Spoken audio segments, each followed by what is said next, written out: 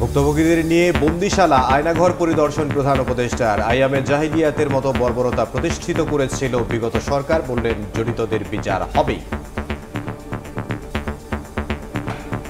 বিনা কারণ রাস্তা থেকে উঠিয়ে আনা, বিনা দোষে কতগুলো সাক্ষী সাবক হাজির করে সেই যন্ত্র এক্সপ্লোসিভ কতগুলো গাড়ির ভেতর ঢুকিয়ে দিয়ে তারা বলছে তুমি সন্ত্রাসী জঙ্গি। আইএমএ জাহেলিয়াত বলে একটা কথা আছে।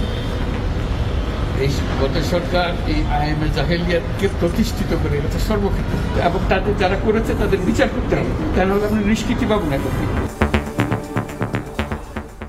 দেখছিলেন প্রধান শিরোনাম। দুপুরের সময় সঙ্গে আছে আমি ইয়াসমিন অনন্যা এবং আমি ইমদাদুল হক। এবার অন্যান্য শীর্ষ সংবাদ।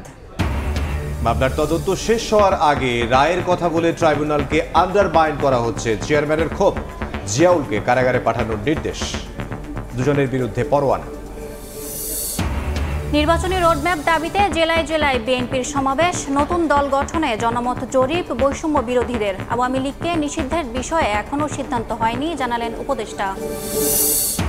বিডিআর সদস্যদের মুক্তির দাবিতে এবার সচিবালয়ের সামনে অবস্থান। সড়কের এক পাশে যান চলাচল বন্ধ।